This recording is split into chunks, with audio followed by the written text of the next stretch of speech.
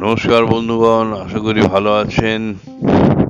আবার আরেকটা ব্লগ নিয়ে এলাম আপনাদের সামনে। বলুন কেমন আছেন সবাই? ভালো তো? আচ্ছা, আজকে আমি কয়েকটা আসন নিয়ে আলোচনা করব। তার মধ্যে আছে ভদ্রাসন বা গোরক্ষাসন, আছে ভুজঙ্গাসন, শলভাসন, নৌকা আসন। এই চারটে আসন নিয়ে আমি আজকে একটু আলোচনা করব। তো যে চারটে আসন আলোচনা করব তার মধ্যে ভদ্রাসনের যে যে বেনিফিট আছে সেটা আপনাদের বলি। ভদ্রাসনের যে বেনিফিট সেটা হচ্ছে মেল যে প্রস্টেট গ্ল্যান্ড হয় ছেলেদের বয়সকালে, প্রস্টেট গ্ল্যান্ডে যে ইউরিনারি ট্র্যাক্টটা ব্লক হয়ে যায় প্রস্টেট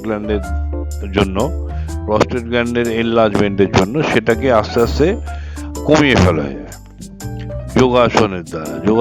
এই ভদ্রাসন দিয়ে আমরা ওই প্রস্টেট গ্ল্যান্ডের সমস্যাটা আমরা ঠিক করে নিতে পারি। তো ভদ্রাসনটা আমরা কিভাবে করব? ভদ্রাসন আমরা সোজা হয়ে বসবো। সোজা হয়ে বসে এইভাবে দুটো পা আমরা সামনের দিকে ছড়িয়ে দেবো। ছড়িয়ে দিয়ে দুটো পায়ের পাতা এইভাবে জোড় করব। জোড় করে রিপ্রোডাক্টিভ অর্গানের দিকে নিয়ে আসবো। গোড়ালি দুটো এনে এইভাবে আমরা বসবো। ঠিক আছে? এইভাবে আমরা বসে থাকবো। এটাকে আমরা বলি ভদ্রাসন বা গোরক্ষাসন। তো এটা হয়ে গেল। এরপরে আমরা যেটা করব সেটা হলো ভুজঙ্গাসন। ভুজঙ্গাসনটা কিভাবে করব? ভুজঙ্গাসনটা আমরা সামনে দিকে শুয়ে পড়ব।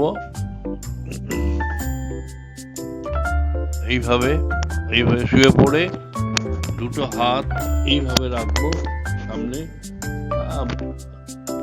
বুকের পাশে এইভাবে রাখবো, রেখে এবং ফ্রন্ট পোর্শনটা ওপর দিকে তুলবো। এইভাবে দেখুন।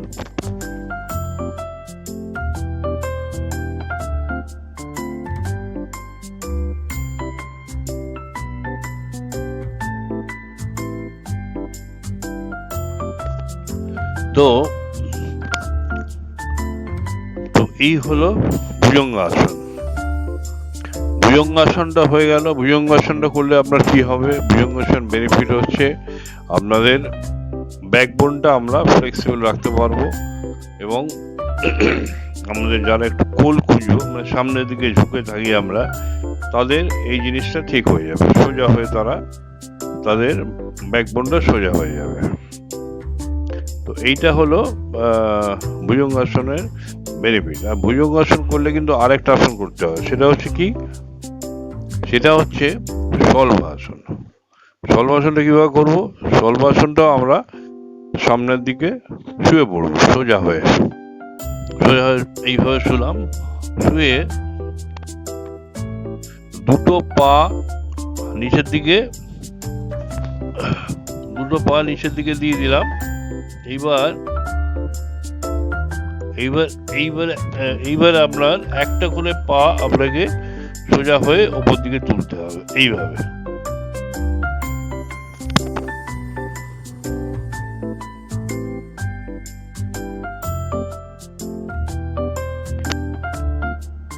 এইভাবে আপনি সামনে শুয়ে পড়বেন। সামনে শুয়ে এবারে দুটো পা এরকম সোজা করে দেবেন। সোজা করে দিলে তারপরে আস্তে আস্তে একটা করে পা আপনি ওপর দিকে একটুখানি করে তুলবেন, যতটুকু পারবেন তুলবেন। তারপর ডান পাটা হয়ে গেল, তারপর তুলবে বাম পাটা।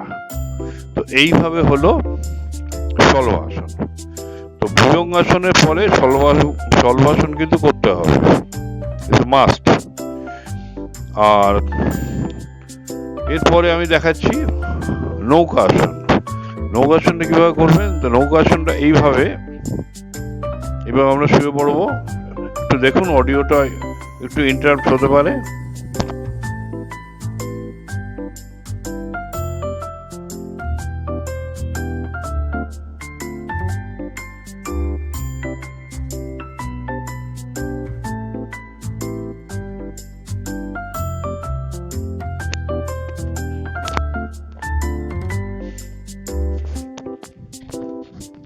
তো আপনারা নিশ্চয়ই দেখলেন এইভাবে করতে হয় নৌকাসন।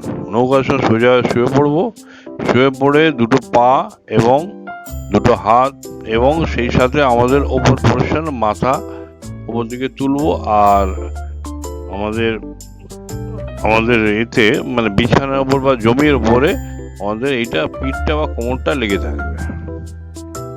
দুটো পা ওপর দিকে উঠবে এবং মাথা এবং হাতও ওপর দিকে উঠবে।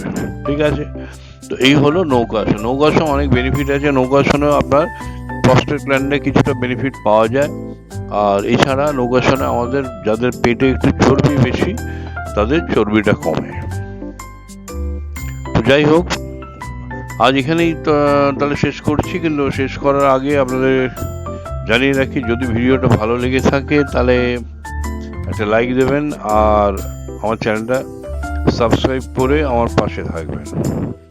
তো আজ এখানেই শেষ করছি, ভালো থাকবেন।